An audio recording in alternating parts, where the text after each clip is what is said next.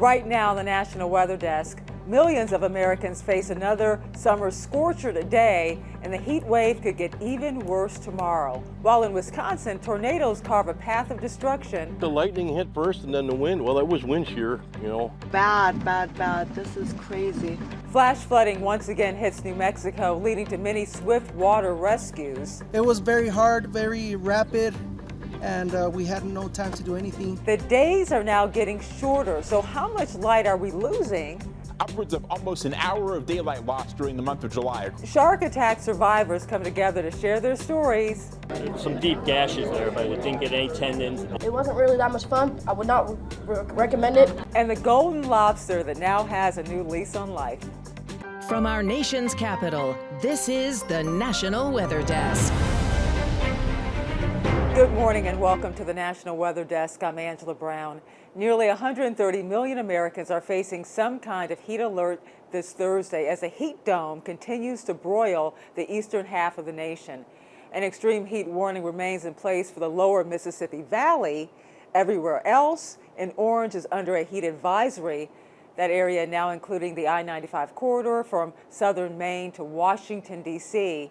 And the heat is going to continue into tomorrow. It will feel like 105 degrees or higher in places like New York, Philadelphia, and D.C. The National Hurricane Center continues to monitor a disturbance in the Gulf this morning. It only has a 10% chance of developing into a named storm. It's likely to move inland this weekend, ending any chances of developing. But no matter what happens, locally heavy rainfall is possible for the Gulf Coast. Now to northeast Wisconsin, where at least 2 tornadoes touched down last night, leaving behind widespread damage spread across 4 counties. In one place, the twisters toppled trees and left some buildings in tatters. In another, the winds damaged roofs and even split a tree. Emily Matastic has more about Wednesday's storm. The lightning hit first and then the wind. Well, it was wind shear, you know, or whatever. I don't know what they classified it at yet, but it was howling, so yeah. Pretty bad. Some of the worst damage here along Highway 22 just east of town. The storm ripping the roof off this building, spewing insulation covering nearby buildings. The owner of Telford telling me thankfully no one was here when the roof came down, but the events are still shocking. It's a really big growing experience, and we have some very amazing, talented employees that I feel don't deserve this at all. And but we'll just see what we can do and just work hard. On our way here to Jill, we did drive through Oconto Falls. We stopped and talked with firefighters who told us that while some of the power was out, they only suffered some downed trees and branches. Again, thankfully, no one was seriously hurt. Bad, bad, bad. This is crazy. That's the reaction of one driver to flooding in eastern New Mexico. More than 2 inches of rain fell Tuesday night. That was enough to send water rushing through the town of Vado. At least 20 people had to be rescued, and the floodwaters damaged more than 100 homes, knocked out power, and led to road closures. Residents spent Wednesday working to clean up the damage the water left behind. Melissa Herrera reports. Within 20 minutes, it filled up here with water, and then within 2 hours it was up 4 feet. So it's just it was very hard, very rapid, and we had no time to do anything. Adan Salazar and Amy Nolasco are just one of the many families impacted by Tuesday's flash floods in Vado. I brought some of my co-workers with me, and also my in-laws are here, and so we're trying to clean up all this mess here. Nolasco tells me they had to move their horses to safety. We're looking to bring our animals back as soon as we can because boarding costs, they're very expensive. Meanwhile, just a street over, Angela Corchado and her family woke up to water inside their home. At night was when I felt the water. It was when I put down my feet from my bed and it was full of water.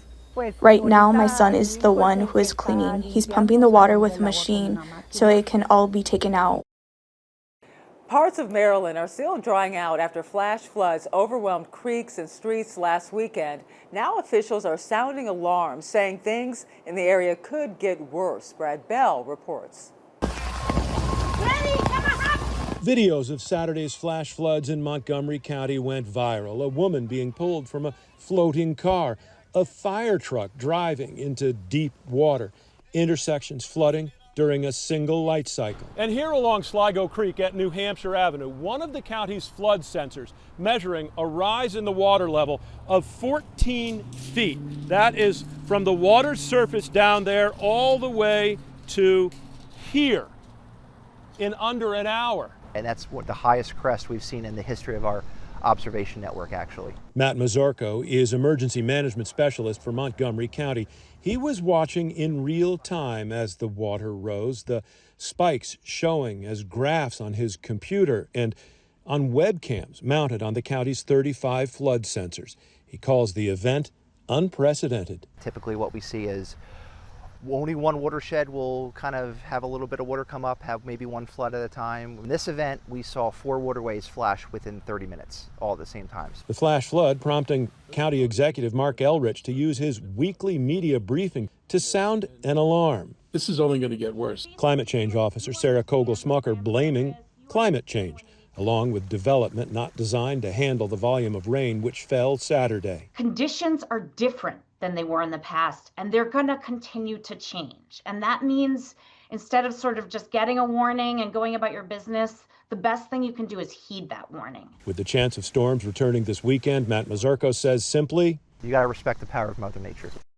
Summer days are still pretty lengthy, but it won't last that way for long. Meteorologist Nick Russo explains how much daylight we will lose in the coming months. You may have noticed as we get through the month of July, our daylight really starts to shrink across the U.S., especially across the northern tier of the states. Upwards of almost an hour of daylight lost during the month of July across parts of Minnesota, the Great Lakes. A little bit less than that as you get from places like Chicago across eastern parts of the U.S., New York across New England, losing about 40 minutes of daylight during the month of July. As we get into August, the daylight really shrinks even more. We're losing upwards of an hour and a half of daylight along the U.S.-Canadian border, closer to an hour of daylight lost from St. Louis, stretching across Indianapolis, parts of Ohio, towards Virginia and the D.C. capital area. As we head into September, upwards of an hour and a half, places like Minneapolis. As you get towards the Canadian border, you lose 100 minutes of daylight during September and then again during October. So we have some dark nights ahead as we lose that daylight over the next few months, getting closer to the start of fall and eventually the start of winter. Enduring a shark attack is certainly a frightening experience, but survival was the key word when 4 shark attack survivors came together in West Palm Beach. Tiffany Rizzo shares their stories with a warning. Some of the photos and videos are graphic. A man dives into a crowd of sharks 4 miles off the coast of Jupiter Saturday to help a lemon shark that's wrapped in a fish stringer and ends up getting bit. So I went to try to undo it, and as I did, she came to life and just started splashing around, and when she went to the side, she latched onto me. So it was just a freak accident. And it was all caught on video. The weekend spent in the hospital, and 40 stitches later, Jeff Joel is feeling real lucky. It didn't get any tendons, it didn't get any nerves. I was really super fortunate. I could move everything. Also in the room, Michael Reich, who's still recovering at St. Mary's Medical Center after getting bitten in the Bahamas just a week ago while spearfishing with his family. I thought he was going to hit my side, and he grabbed my elbow, and he kind of shook it for a couple seconds and then released me. His wife was driving the boat and about to get him to the shoreline while his sons wrapped his arm to control the bleeding. Doctors say Michael had multiple surgeries and is expected to make a full recovery. Are you scared to get back in the water? No, I'll be back for lobster season. It was the first ever shark survivor gathering at St. Mary's Medical Center, a day to celebrate the ones who lived to tell the tale. I was basically going to get right back on my board, and I kind of kicked my feet, and I thought I kicked something, and the shark actually was biting my foot. Yeah, so I got bit. It wasn't really that much fun. I would not recommend it. So, Dr. Robert Borrego, also known as the Shark Doctor's message was clear. You know, no one should be afraid of sharks. Sharks normally don't have humans on the menu. So how can you not be a victim? Dr. Borrego says if you see a shark, stay away and respect it. Swim near a lifeguard and avoid swimming during dawn and dusk when sharks are most active. And coming up on the National Weather Desk, it's been a nearly record year for water rescues in the Great Lakes. We'll show you why, and we'll share tips on protecting your skin from summer sun.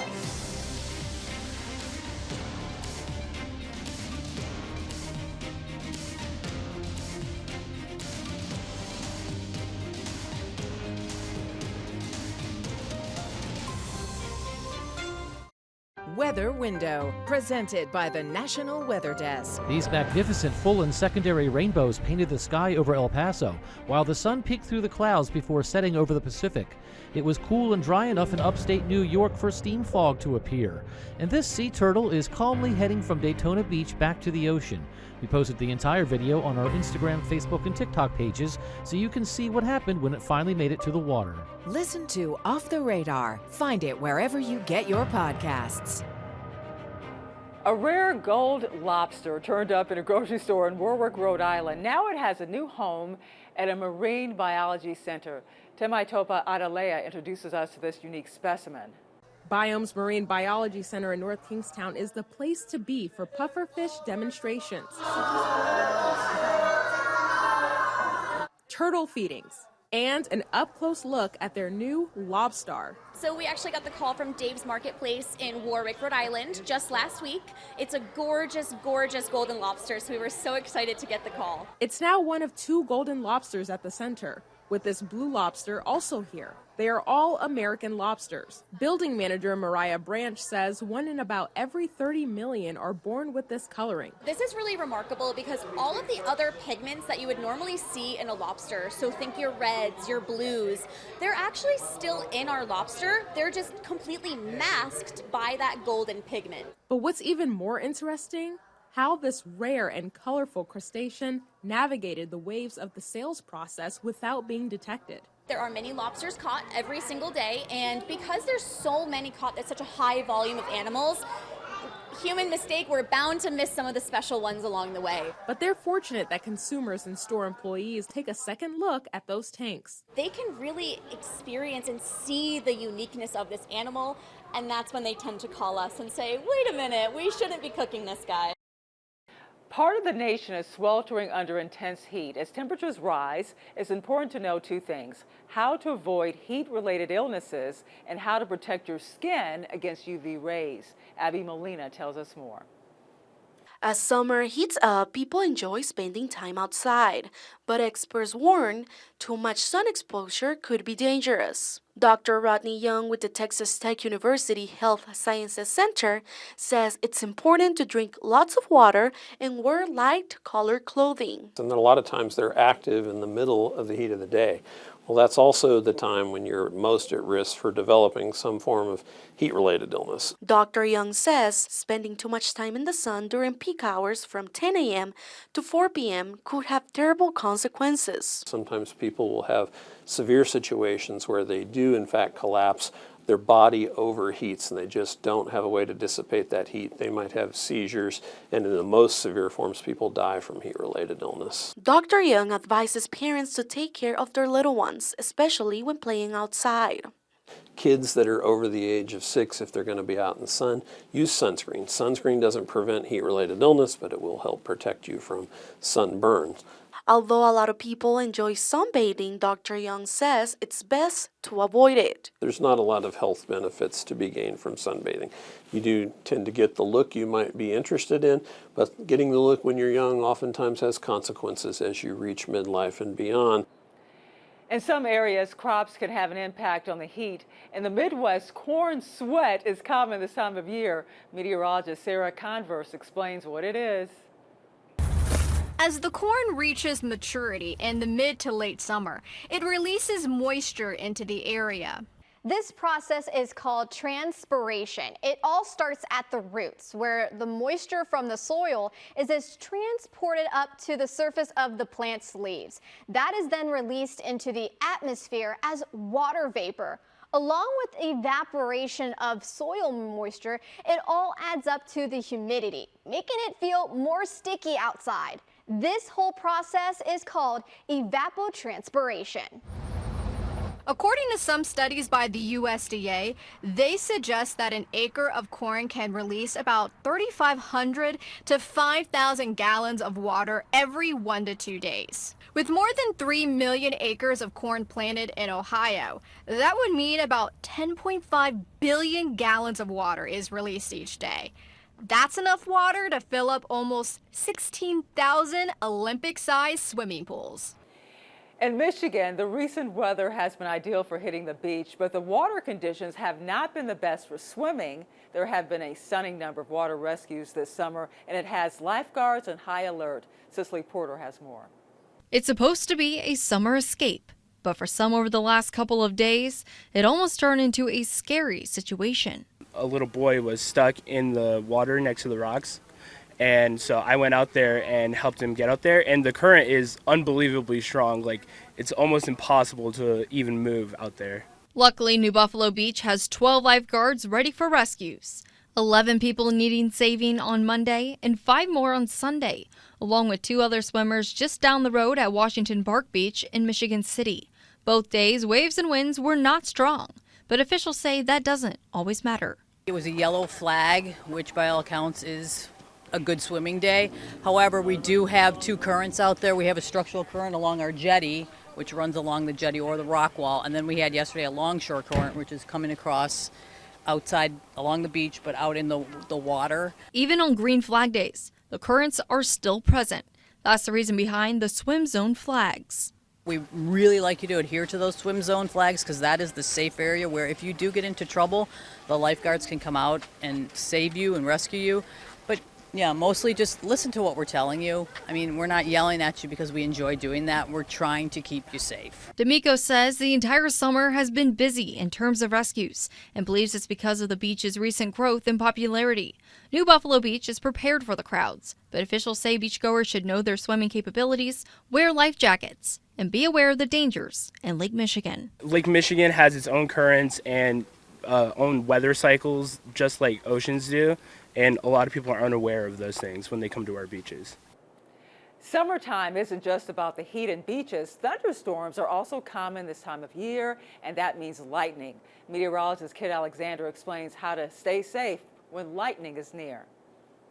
Lightning kills about 20 to 30 people in the United States each year, which means the odds of being struck by lightning are still extremely low, or about 1 in 1.2 million people. However, lightning is still a dangerous killer of nature. And I know we preach it all the time, but if you can hear thunder, you're still close enough to be struck by lightning. With that in mind, here are some safety tips to keep you and your family safe.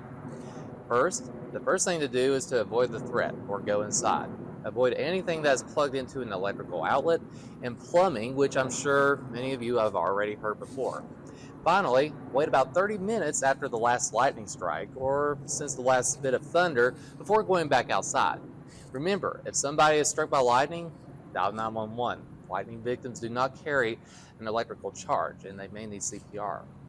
Remember, if thunder roars, go indoors. Have a great and safe summer.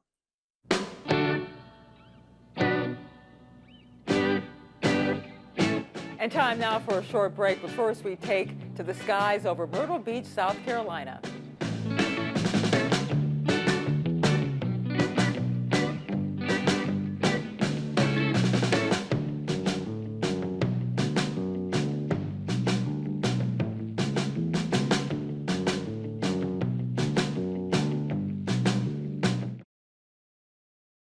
You are watching the National Weather Desk.